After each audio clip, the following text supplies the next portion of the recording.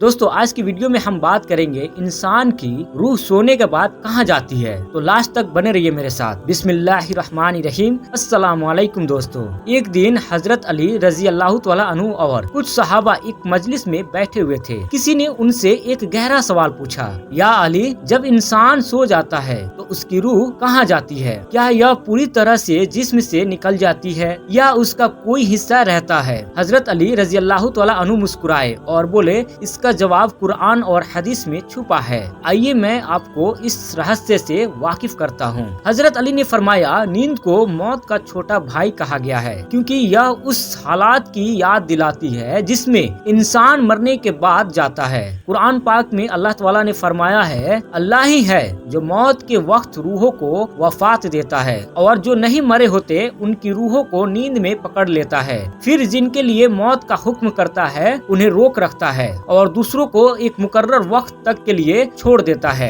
इस आयत का मतलब यह है कि जब इंसान सोता है तो उसकी रूह का एक हिस्सा अल्लाह के पास चला जाता है। अगर अल्लाह चाहता है कि वह इंसान जिंदा रहे तो रूह वापस भेज देता है और अगर मौत का वक्त आ चुका हो तो वह रूह वापस नहीं आती। हजरत अली ने सहाबा से कहा, जब हम सोते हैं हमारी रूह एक तरह के सफर पर जाती है। वह इस दुनियावी जिस्म से निकलकर ऐसी जगहों पर पहुंचती है जहां हमारा जिस्म कभी नहीं जा सकता। कभी यह सच्चे ख्वाबों में अल्लाह के करीब होती है और कभी यह महज एक वहम की दुनिया में घूमती है जिसे हम बुरे ख्वाब कहते हैं। अल्लाह पाक के नेक बंदों को कभी कभी ऐसे ख्वाब मिलते हैं जो हकीकत का हिस्सा होते हैं और यही वजह है कि ख्वाबों को नबूवत का हिस्सा भी कहा गया है। हजरत अली ने समझाया कि रूह की दो किस्में हैं। पहला, रूह हयात। यह रूह सोने के दौरान भी जिस्म में एक हद तक मौजूद रहती है। यह दिल की धड़कन, सांस लेने और जिस्मानी फंक्शन को चलाती है।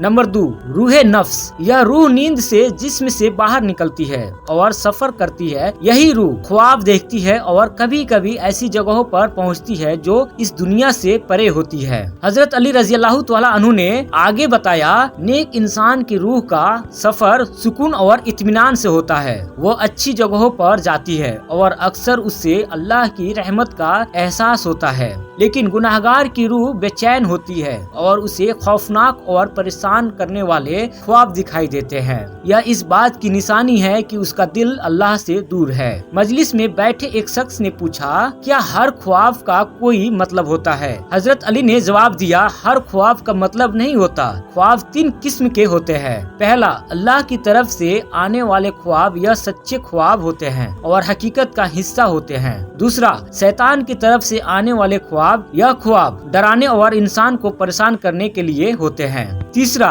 मन की सोच और ख्वाहिशों के ख्वाब। यह ख्वाब इंसान के दिन भर के काम और फिक्र का नतीजा होते हैं। जो ख्वाब अल्लाह की तरफ से आते हैं वो अक्सर इंसान के लिए रहनुमाई का जरिया होते हैं। हजरत अली रजी अल्लाह तआला अन्हु ने कहा, जब अल्लाह इंसान को नींद से उठाना चाहता है तो उसकी रूह को वापस भेज देता है ताकि वो नया दिन शुरू कर सके। यही वजह है कि हमें हर सुबह जागने के बाद अल्हम्दुलिल्लाह कहना सिखाया गया है, यानी हम शुक्र अदा करें कि अल्लाह ने हमारी रूह वापस भेजी और हमें जिंदगी का एक और मौका दिया। पैगंबर मोहम्मद सल्लल्लाहु अलैहि वसल्लम ने फरमाया, जब तुम सोकर उठो तो कहो, अल्हम्दुलिल्लाहिल्लज़ी अहयाना बाद मा अमातना व इल्लैहि नुशूर। तमाम तारीफें उस अल्लाह के लिए है जिसने हमें मौत के बाद जिंदगी दी और उसी की तरफ वापसी है। इस कहानी का मकसद यह है कि हमें सोते वक्त भी अल्लाह का शुक्रगुजार होना चाहिए और सोने से पहले अपने गुनाहों की माफी मांगनी चाहिए, क्योंकि नींद और मौत का आपस में गहरा रिश्ता है।